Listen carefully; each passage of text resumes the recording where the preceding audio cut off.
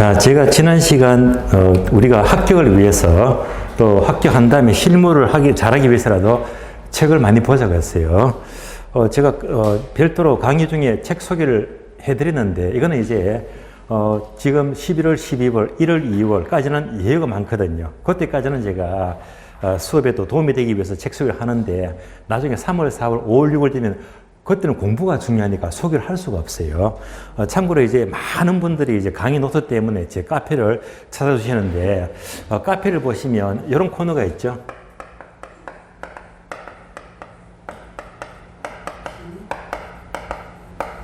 북치는 소년입니다. 제가 이 제목 짓는다고 애를 먹었는데요. 이때 북이 뭐냐? 두드리는 북이 아니고요. 영어로 북이 있죠.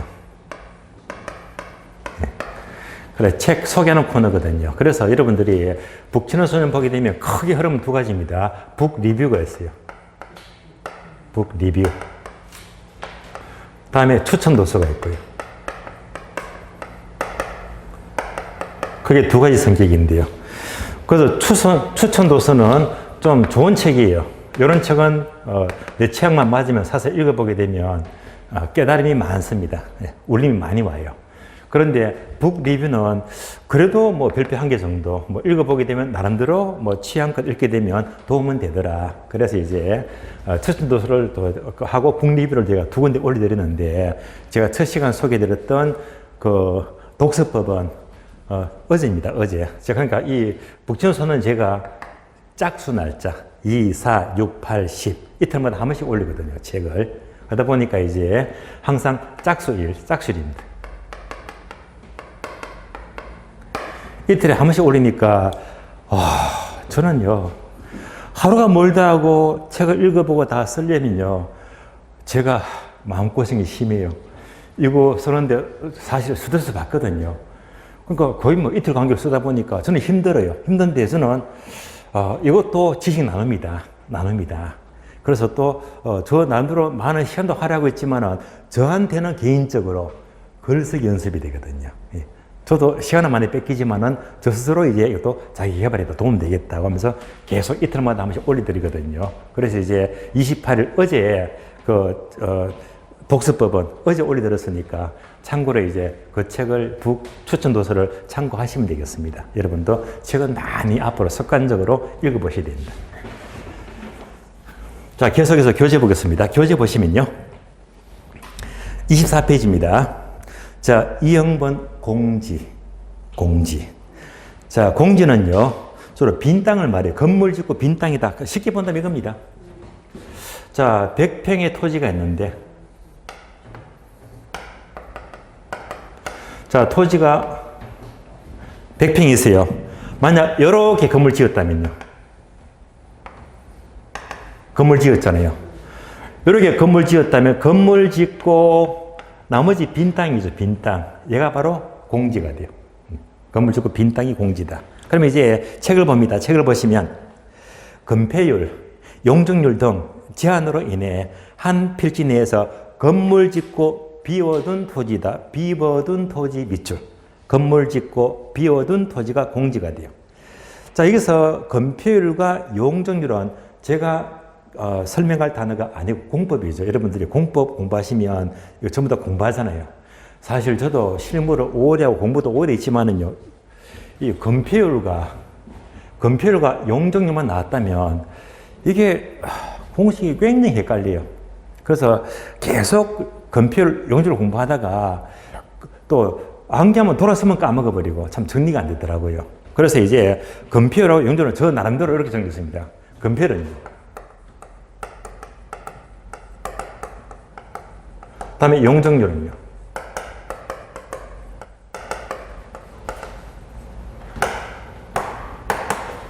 간단해요.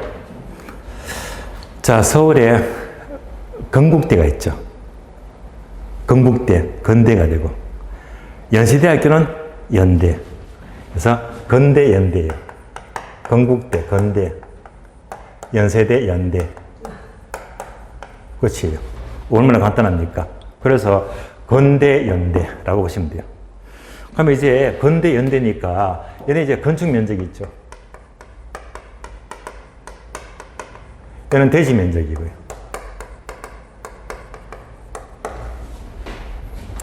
그래서 대지 면적이 100평인데 만약에 건폐율이 60%라면 그러면 100평의 60%가 60평이죠. 건축 면적은 60평을 지을 수가 있다. 근데 그다음에 용적률은요 역시 대지 면적이죠. 대지 면적에서 연면적입니다. 연면적이다. 만약에 대지 면적이 100평인데 용적률이 자 500%라면 이것은 5배잖아요. 5배. 그러면 이제 연면적은 자 500평까지 건물 층수를 올릴 수가 있단 말입니다. 그래서 이제 나중에 여러분들이 공법에서 건폐율이나 용적률 공부하게 되면 그냥 건대 연대하게 되면 절대 안 까먹고 정리할 수가 있거든요. 그럼 여러분들이 이제 건폐율과 용적률이 나왔으니까 건폐율하고 용적률은요 여러분이 합격해서요 사무실 오픈해서요 실무하시잖아요. 정말 중요합니다. 예. 만약 여러분들이 합격하셔가지고 실무를 시작하게 되면 필연적으로 이런 것들이 모두 반영된 장부가 바로 토지 이용계획 확인입니다. 토지 이용계획 확인은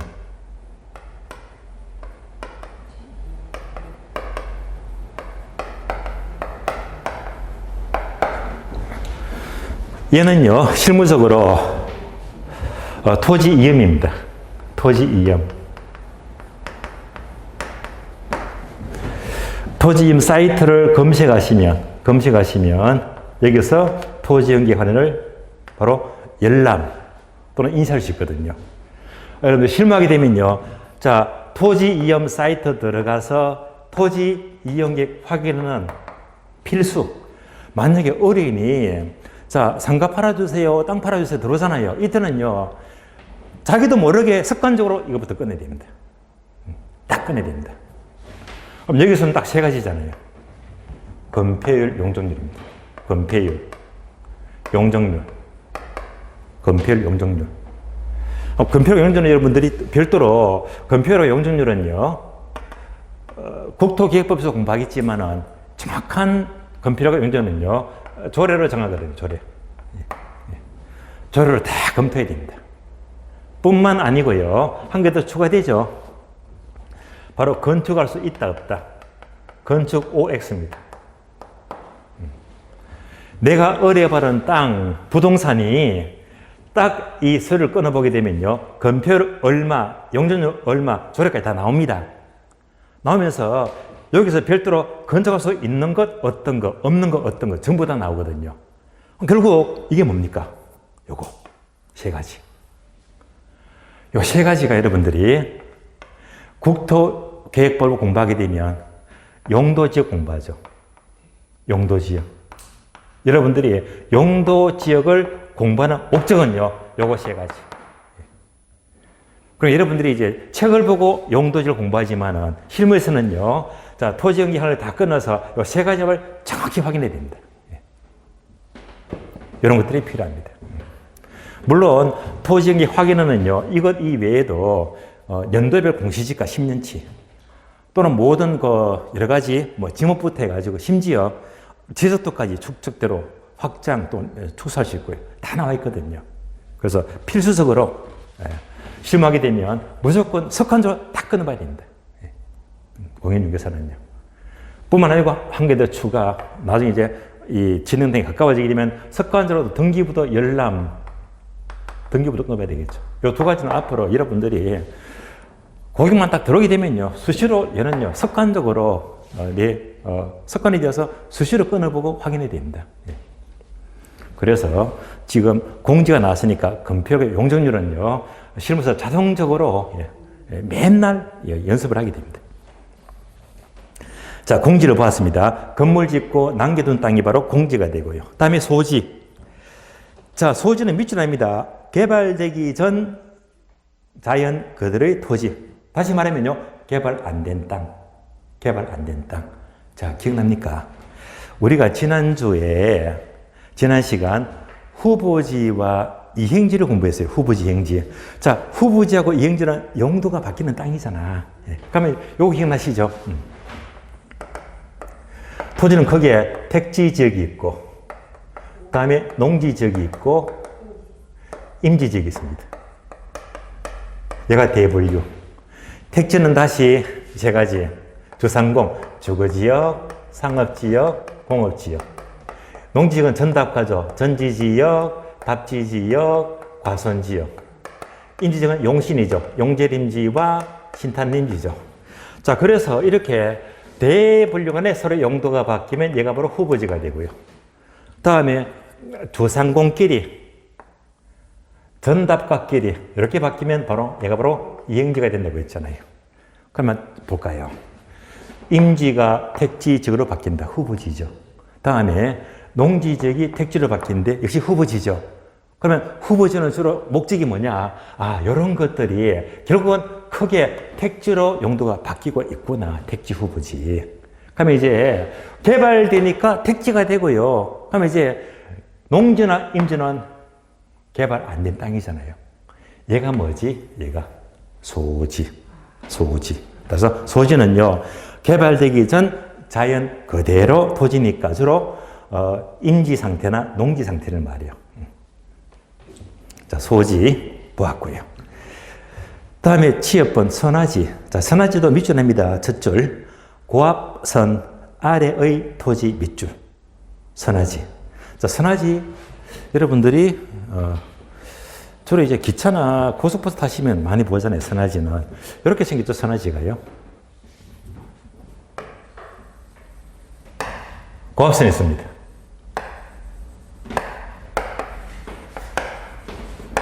자, 철탑이 있고 이렇게 고압선이 지나가죠. 그 선화지는요, 고압선 아래에 일정 거기 땅이 바로 선화지다. 선화지. 그러면 이제 고압선 아래에 자, 그 땅이 있다. 이 땅은 좋은 땅입니까? 나쁜 땅입니까? 안 좋죠. 아무래도 전자파가 너무 세니까. 예. 그래서 이거 문제가 많은 땅입니다. 예. 문제가 많은 땅이면 뭔가 위험받으면 특히 심리적인 압박감을 굉장히 많이 받습니다. 예. 땅이 안 좋은 땅입니다. 그럼에도 불구하고 부동산 고수들은요, 이 땅을 선호합니다. 왜? 돈 되니까. 그러니까 이 고수들은요, 일반인들이 노하는 땅을 전부 다 예서. 예. 왜? 거기에서 높은 수익이 나오거든요. 예. 그래서 이제 그런 마인드, 생각을, 발상을 바꿔야 됩니다. 예. 남들 따라가면 안 돼요. 예. 그래서 남들이 기피하는 게 오히려 돈 될 수 있으니까. 자, 그러면 이제 요런 땅인데, 이 수도권은 어디서 많은가 하면요, 주로 이제 일산 쪽이나 김포 올라가는, 일산 쪽 올라가는 땅이죠. 거기에 이제 이 땅들이 선화지가 고압 철탑이 굉장히 많습니다. 선화지가요. 자, 그러면, 자, 선화지 땅이 나왔다. 이거 위험하잖아요. 자, 그러면, 지난 시간 한번 떠올려 볼까요? 필지와 획지 들어보셨죠? 가격 가리키면 획지, 권리를 가리키면 필지. 그러니까 이제 부동산은 가격도 중요해요. 이 땅 얼마입니까? 예. 항상 이 획지, 가격을 따지면요, 용도를 따져야 돼요. 그래서 선화지만 나왔다면 항상 뭘 따져? 포인트는 용도. 실무적으로 용도 따지자. 고수들은 항상 용도를 생각합니다. 어떤 용도가 이거일까? 효용가치가 가장 높을까? 유용성이 가장 높을까? 최유효사용, 줄여서 최소가 가능할까? 네. 그런 마인드가 형성이 되어 있거든요. 그러면 여러분들이 보시면 과연 이 선화지에 있는 이 땅은 어떤 용도가 가장 좋을까요? 네. 한 번쯤은 생각해 보셔야 됩니다. 답은 제가 알려드릴게요. 찬찬히 보시면요, 여기서 가장 많은 게 뭐냐면요, 바로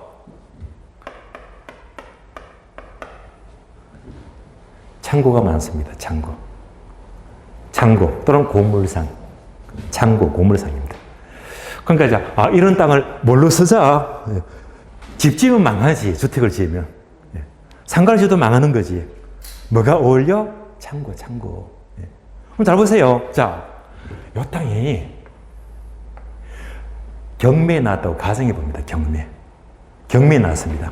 그러면 이제 경매 보시면 처음에는 이제 감정 가격이 100%딱 이렇게 이제 신권에서 출발하잖아요. 아마 서울은 저감률이 이제 가격이 이제 빠지는 이 프로테이지가 30% 저감이 될 거예요. 그러면 이제 여기서 아무도 안 사면 30% 빠져요. 70%. 무슨 말이죠? 10억짜리가 다음에는 7억부터 내려가잖아요. 여기서부터 또 경매 출발하잖아요. 또 아무는 낙찰 안 받아. 또 30% 저감되면 얼마가 돼요? 예. 10억이면 4억 9천입니다. 벌써 두 번 유찰돼 버리면 반토막 나버려. 예. 그럼 한 번 더 떨어져요. 그러면요, 34%가 돼요. 그러니까 이 경매란 게 30% 저감률이면 두 번 떨어져 반토막, 세 번 떨어져 3분의 1 토막입니다. 그러면 이런 선화지는 누가 여기서 낙찰을 받을까? 그렇잖아요. 예. 여기서 받아도 좀 무리한 거지. 그럼 되게 요 수준에서 낙찰을 받겠죠. 예. 그러면 이렇게 싸게 반값 이하로 싸게 받아가지고 창고를 지어요. 창고는요, 그냥 물류시설이니까 그냥 얘는 건강하고 문제가 없어요. 보관만 잘 되면 되기 때문에. 그런데 이런 것들은요, 건축비도 별로 안 들어가, 건축비도. 대신 한번 임대돼 버리면 오래 갑니다. 수도권 창고가 모자라잖아. 물류시설이 모자라잖아요. 그런데 이런 땅에다가 싸게 받아가지고 창고를 하게 되면 임대료가 얼마나 실까요, 그냥. 내가 낙찰 받은 가격에 비해서. 엄청난 수익률입니다. 그래서 항상 실무적으로 항상 여러분이 실무하게 되면 나쁜 땅도 항상 뭘 생각하자? 용도. 용도. 남들보다 싸게 받아서. 예. 그래서 정말로 멋지게 용도를 활용할 수 있다 하면 이것이 전부 다 수익률로 바뀌어버리거든요. 예. 실무 마인드랑 여러분이 공부하는 마인드하고 실무 마인드 달라지거든요. 실무 마인드를 높이는 것도 실무책을 많이 읽어야 됩니다. 확 깨이거든요. 예. 자, 그래서 이제 그 선화지 하게 되면, 고압은 아래 토지지만 위험하지만 얘도 용도만 잘 활용하면 멋진 땅이 될 수가 있다는 말입니다. 다음에 기억번, 포락지. 자, 포락지는요, 젖줄, 논밭이 침식되어서 집안이 절토되어 무너져 내린 토지인데, 즉, 지적공부에 등록된 토지가 물에 침식이 되어서 밑줄 합니다. 수면 밑으로 잠긴 토지 밑줄. 자, 수면 밑으로 잠긴 토지인데요. 더 쉽게 짧게 말하면 하천화된 부분의 토지가 돼요. 하천화된 토지. 자, 그러면 이제 이 포락지도 그림으로 이해해 봅니다. 그림으로.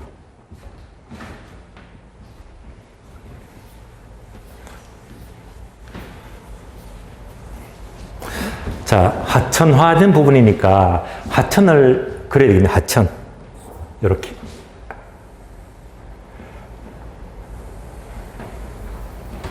자, 하천이 흘러갑니다. 이렇게. 그런데 이만큼 땅이 있어요.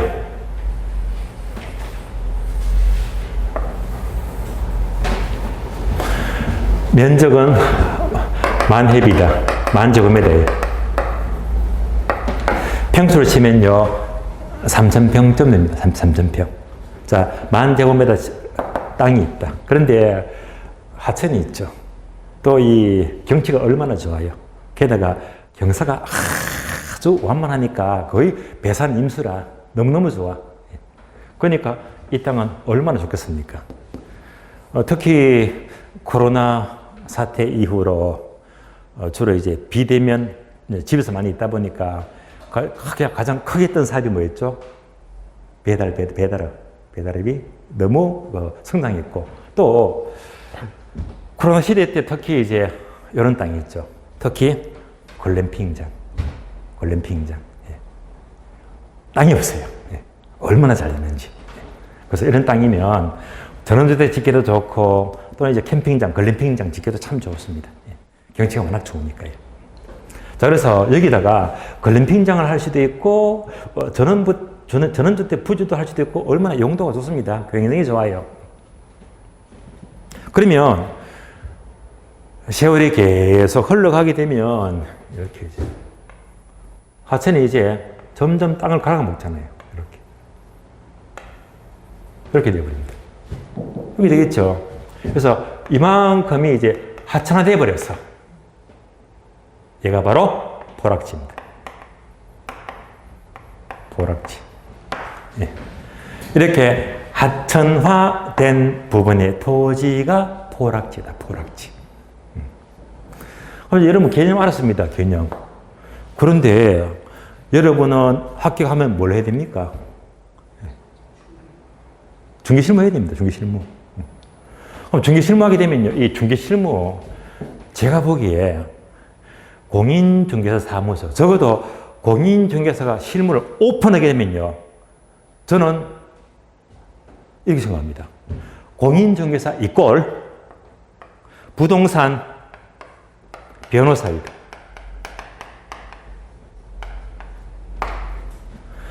부동산에 관한 한 이 수준급이 돼야 됩니다. 모든 걸 여러분이 다 푸는 거잖아요. 그런데 딸랑 6과목 학교만 했다. 그 공부한 것만 갖고 실무에 택도 없어요. 그러니까 여러분들이 실무하면요. 이 수준까지 올라가야 됩니다. 그래서 실무 많이 해야 됩니다.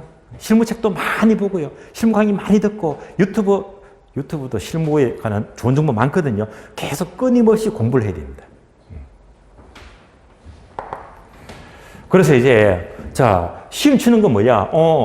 하천화된 부분의 토지가 포락지다. 이거 시험은 쳐. 근데 합격하면 뭡니까? 막상 실무하는데 여러분들이 이런 땅을 중개하지 말라는 법이 없잖아요. 글램핑장 중개하다 보니까 이런 땅도 여러분들이 계약서 쓸 수가 있거든요. 그럼 이때는 이제 닥쳐버리면 어떡하지? 문제가 생길 수 있잖아요. 어떤 문제가 생기지? 자, 공보상 면적과 실제 면적입니다.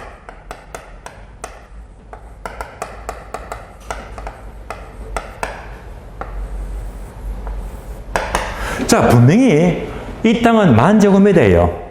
어떤 면적? 공보상 면적입니다. 10,000제곱미터.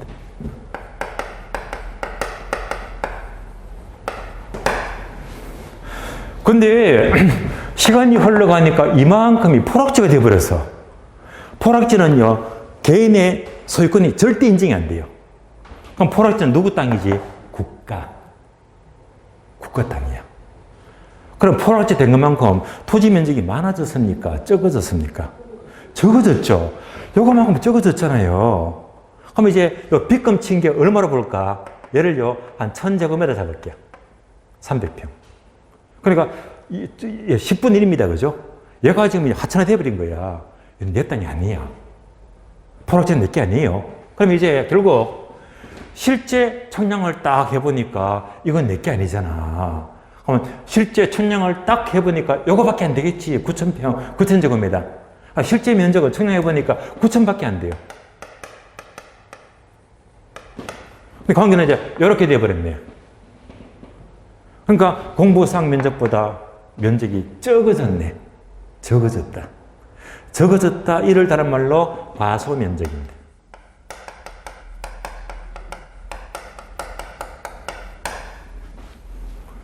그러니까 어떤 문제가 생겨? 면적 불일치. 포락지만큼요, 면적이 안 맞아. 꼭 이 문제가 생겨요. 그러니까 이제 내가 이거 개념을 알면 뭐해요? 여러분은 부동산 변호사가 돼야 되고, 중개를 하려면 변호사가 돼야 되는데, 이런 문제가 딱 뚫고 중개를 해야 됩니다. 안 그러면요, 중개사고가 생기는 거예요. 그러면 다시 말하면, 대개는요, 공보상 면적과 실제 면적은 주로 같은 게 상식입니다. 근데 포락지는 분명히 요거지. 달라졌지. 면적이 달라졌잖아요. 얘가 다른 말로 면적 불일치 또는 물적 불일치라고 불러요. 물적 불일치.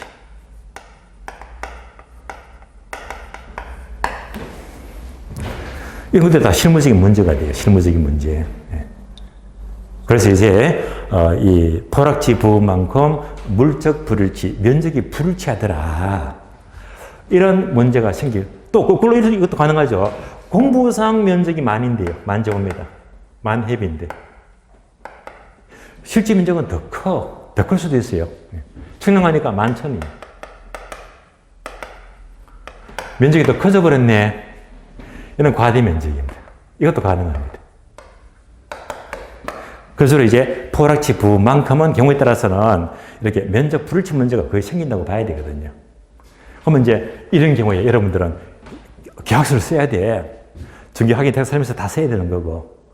그럼 이때 계약서 쓸 적에 무작정만 잡으면 안 돼요. 예.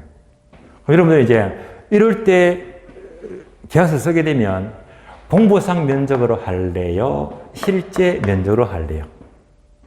이걸 정해놔야 됩니다. 또 많은 분들이 이럴 때 실제 면적으로 해야지. 아닙니다. 아니에요. 그래서 이때 가장 합리적인 것은 공부상 면적도 아니고 실제 면적도 아니고 결론 어떤 면적? 둘 중에서 작은 면적입니다. 작은 면적 기준입니다. 작은 면적. 한번 볼까요? 여기서는 뭐가 작지? 부천 작은 면적. 다음에 여기서는 뭐가 작지? 얘가 작잖아요. 예. 근데 항상 면적이 불일치가 되면 자 어느 한쪽이 아니고 둘 중에서 작은 면적 기준입니다. 이렇게 하는 것이 뭐죠? 가장 안전하지. 안전하지. 그래서 이가 바로 안전성의 원칙입니다.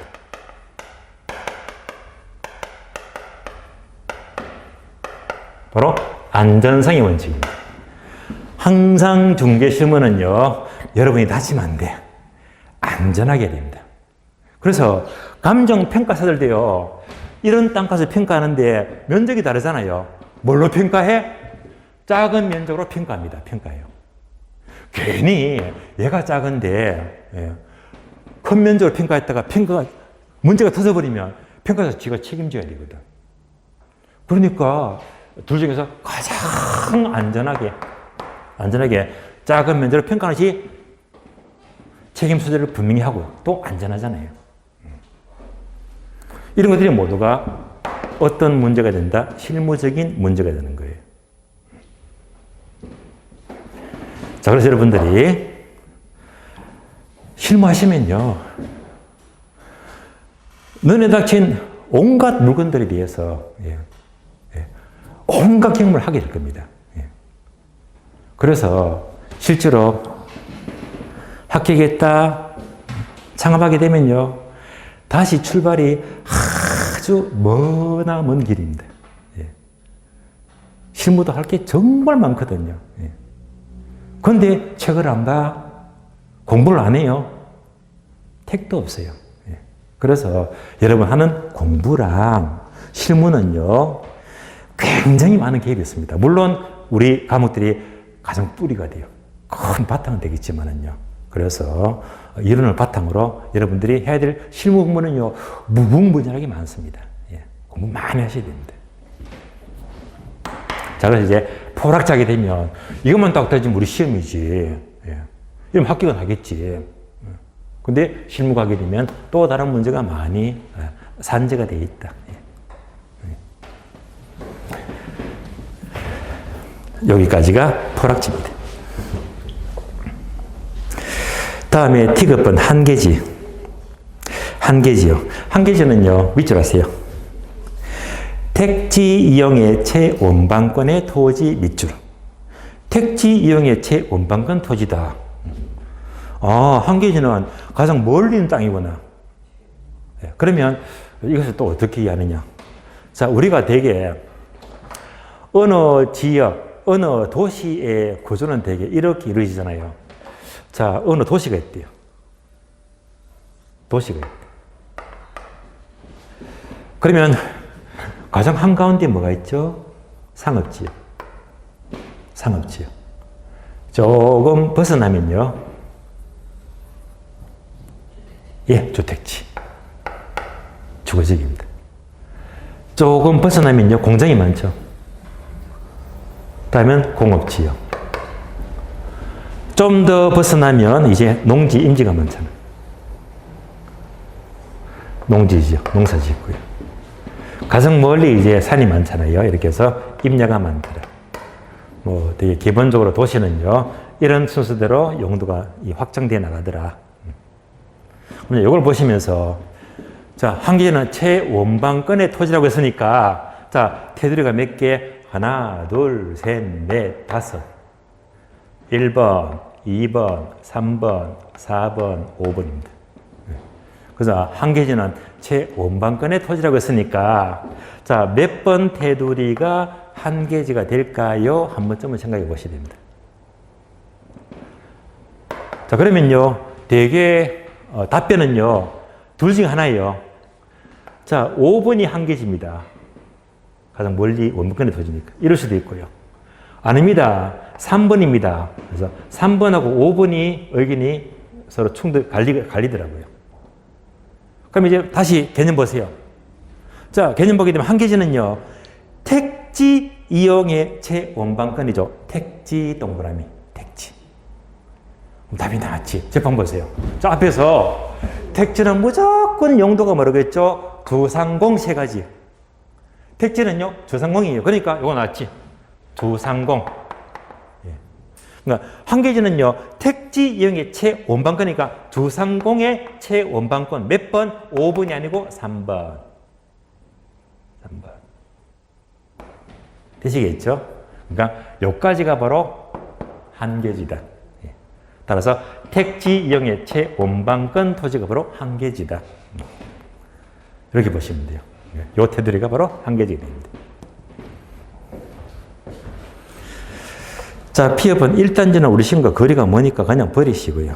자, 이상으로 토지의 분류가 모두 끝이 났습니다. 분류만큼은 제가 차근차근 설명을 빠짐없이 전부 다 드렸는데요. 충분히 이제 분류를 다 이해할 수가 있을 거예요. 분류. 자, 다음 보시면요. 괄호 2번 주택의 분류. 주택 분류는 여러분들이 별도로 주택법 공부하시면 2차 과목.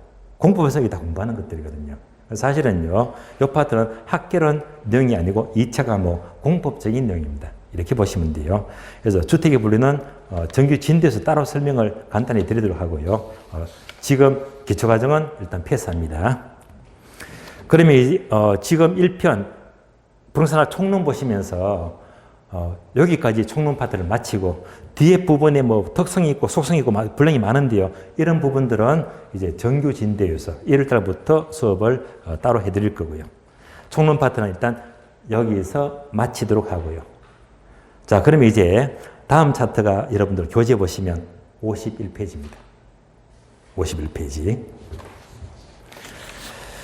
자, 51페이지 보시면서 부동산 학개론은 크게 핵심 단위 5가지다. 한번 들어보셨죠? 수요 공급, 다음에 정책, 투자, 금융, 감정평가죠.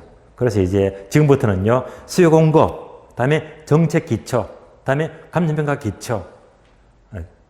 이런 식으로 이제 핵심 단위 기초를 제가 계속 매주마다 단원별로 설명을 드리는 거예요. 그래서 51페이지 보시면 부동산 경제에서 제1절 수요 공급 이론의 기초를 설명을 드립니다. 기초. 자, 먼저 수요 공급을 보기 전에 부동산 경제론이죠. 한번 경제 파트의 흐름을 보자. 자, 경제 파트의 흐름은요, 여러분들이 강의 노트 보게 되면 부동산 경제 흐름이 나와요. 자, 네모 화살표가 5개 있죠. 이대로 보시면 돼요. 부동산 경제 흐름입니다.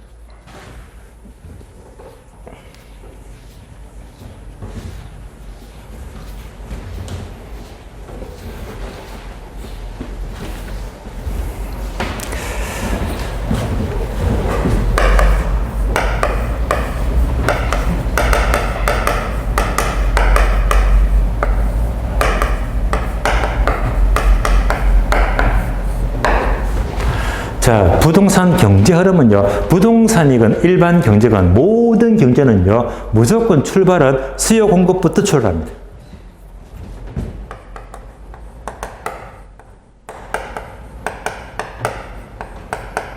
수요 공급. 수요와 공급이 뭡니까? 하게 되면요, 수요는 쉬운 말로 물건을 사는 것이다. 반대로 공급은요, 파는 것이다. 사고 판다. 수요 공급. 여러분들은요, 하루 종일 살면서 마트 가서, 시장 가서 물건을 사고 팔고 하잖아요. 여러분 생활 자체가 출발이 전부 다 수요와 공급입니다. 또는 인생 전체가 사고 파는 거니까. 그러니까 항상 수요 공급은 늘 여러분들이 생활에서 겪고 계시잖아요. 그 자체가 뭐지? 수요와 공급입니다.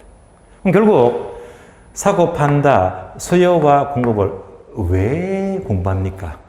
그 목적은요, 수요와 공급에 의해서 가격이 결정이 되거든요. 가격이 결정이 됩니다.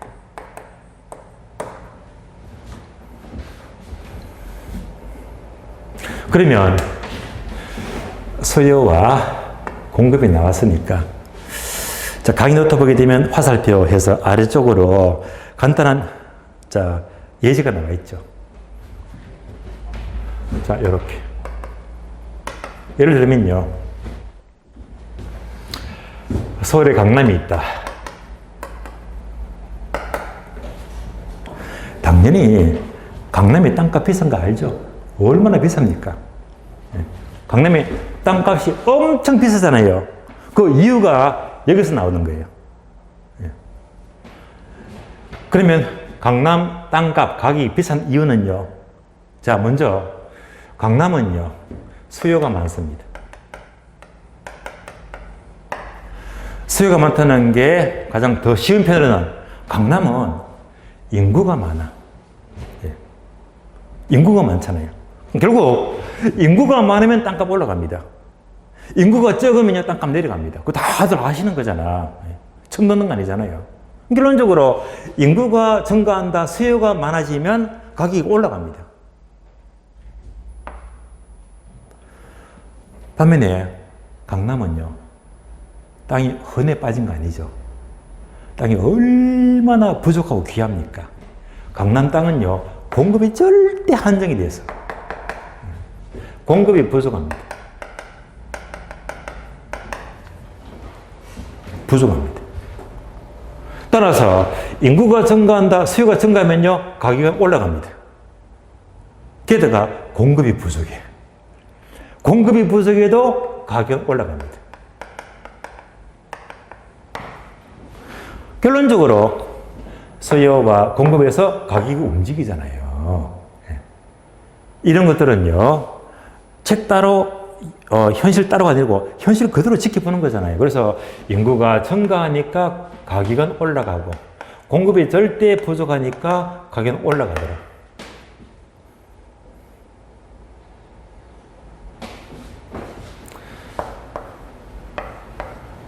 아시죠? BTS. 작년에 어마어마했죠. 빌보드 차트를 쓸었습니다. 1위 곡이 얼마나 많습니까? 한국의 자랑입니다. 한국 문화의 자랑입니다. 만약 BTS가 공연 많이 합니다. 공연 많이 해요. 그러면 BTS가 공연하는 순간 BTS 공연 보려고 전 세계 수많은 팬들이 이거잖아요. 공연 보려고. 수요가 엄청납니다. 표가 많아요, 적어요? 표는 적어. 표는요, 공급. 표가 적어. 표가 적어요. 그러니까 이제 BTS가 공연하게 되면 공연 볼 사람은 엄청나게 많은데 표가 한정이 돼서 공급이 부족합니다. BTS 표가 예를 들어서 한 20만 원쯤 했다고 잡아볼까요? 근데 표가 한정이 됐으니까 이게 볼 사람이 이렇게 많으니까 계속 피가 올라가지. 암표값이. 이런 표가요. 표 한 장에 암표가요. 400, 500만 원 넘어간대요. 뭐 때문에? 이것 때문에 표값이 자꾸 올라가잖아요. 프리미엄이. 그러니까 우리가 현실적으로 보게 되면 수요가 많아지면 가격이 올라가고 공급이 부족하면 가격도 더 올라가는 거예요. 그래서 가격이 오르는 논리를 아시겠죠. 모두가 뭐 때문에? 수요와 공급 때문입니다.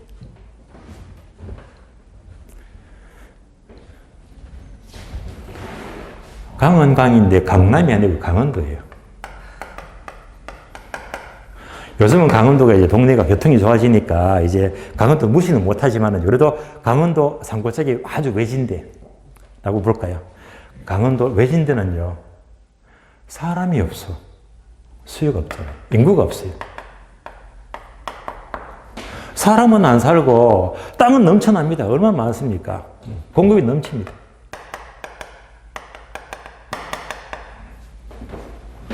이럴 때는 가격이 안 올라가요. 오히려 뭐지? 가격은 내려갑니다.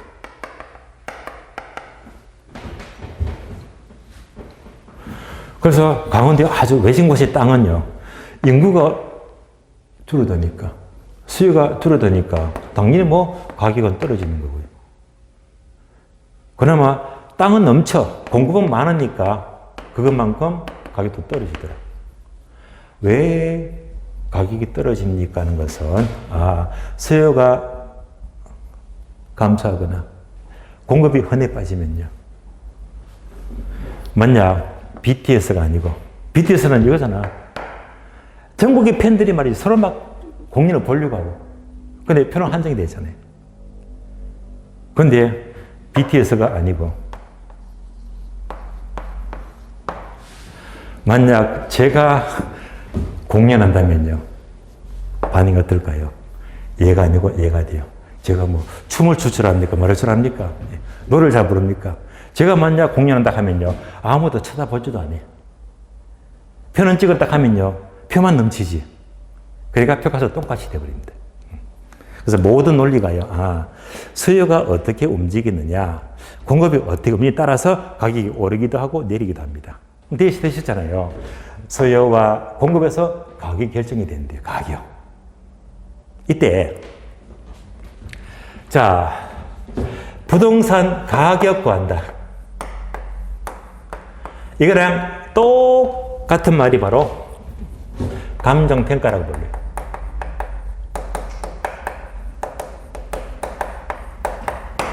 따라서 감정평가를 한다는 것은 부동산 가격과 똑같은 말입니다. 그래서 감정평가 이론 이꼴 부동산 가격 이론 똑같은 말입니다.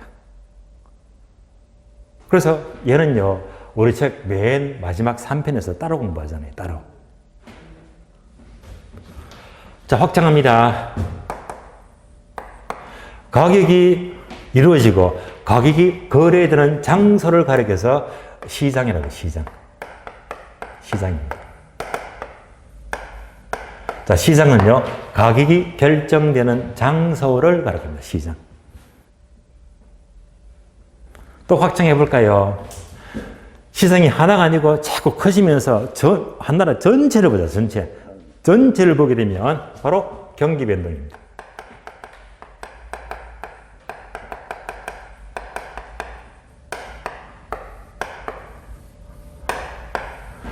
그러니까 이런 흐름이 바로 부동산 경제의 흐름입니다.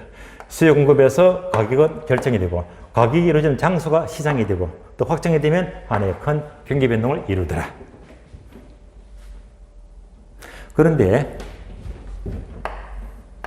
부동산은요, 하나만 더 추가하면요, 바로 부동산 투자를 합니다.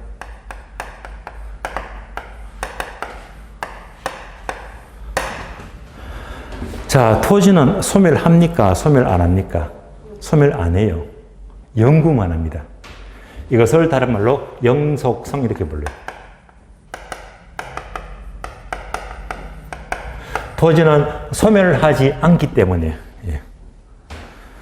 그 토지를 한번 갖고 있으면요, 여기서 수익은 계속 발생하지. 소멸되지 않기 때문에 사람들은 부동산에 투자하기를 선호합니다. 그래서 부동산계는 어디까지? 투자론까지도 공부를 하셔야 됩니다. 자, 그래서 부동산 경제 흐름하게 되면, 이렇게 5개 파트의 흐름이 바로 경제 흐름입니다. 참고로, 자, 작년 시험이죠, 작년 시험. 올해 시험이네, 33회. 해가 안 바뀌었으니까, 33회 시험은요, 수요 공급에서 문제가 4문제 나왔어요. 자, 가격, 감정평가론에서 문제가 무려 7문제. 그 다음에 시장론에서 문제가 2문제 나왔고요. 2문제. 경기변동 문제 1문제 나왔고, 1문제. 다음에 투자론에서 문제가 5문제가 나왔습니다. 11, 13, 14, 19.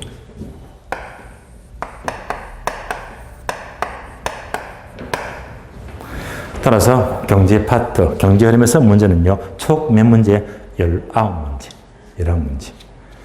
감 잡히죠? 결국 학계론의 절반은 바로 요거. 돈 공부예요, 돈 공부. 예. 학계론은요, 이거 공부하는 게 몇 문제? 11문제. 절반이에요, 절반. 학계론 자생 무슨 공부? 돈 공부. 경제를 공부하는 겁니다. 절반에 주지되고 있으니까. 그래서 다시 한 번 더 분석하면요. 수요 공급이 핵심 단원 들어보셨죠? 핵심 단원. 다음에 투자론도 핵심 단원. 감정평가도 핵심 단원. 제가 강조했던 핵심 단원 5개 중에서 무려 3개가 전부 다 경제 파트입니다. 경제 파트가 돼요.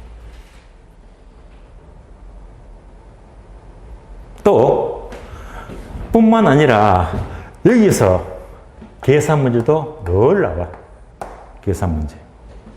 투자에서도 계산 문제가 무조건 나와. 늘 나와. 감정평가도 계산 문제가 늘 나와. 그래, 이렇게 나오는 계산 문제가 무조건 절반 이상입니다. 계산 문제 5문제 이상이 여기서 다 나오는 거예요. 그래서 수요 공급, 투자, 감정평가, 경제 파트, 이 파트가 학교는 이런 문제는 계산 문제 관계없이 비중은 절반을 차지하더라. 결국 학교는요, 가장 많은 비중이 바로 부동산 경제를 공부하는 과정입니다. 자, 그래서 이제부터는요, 이렇게 보는 거예요. 자, 이번 주 오늘은요, 수요 공급 기초 맛보기를 하고요. 다음 주는 정책 맛보기 하고, 또 다다음 주는 투자론 맛보기, 또 감정평가론 맛보기, 이런 핵심 파트를 전부 다 기초에 대한 개념들을 여러분들이 이해를 하셔야 됩니다. 자, 경제는 못 봤고요. 그러면 이제 본론적인 내용은요, 51페이지죠. 내용은 10분 쉬었다가 다음 시간 이어서 설명을 계속 드리겠습니다. 쉬겠습니다.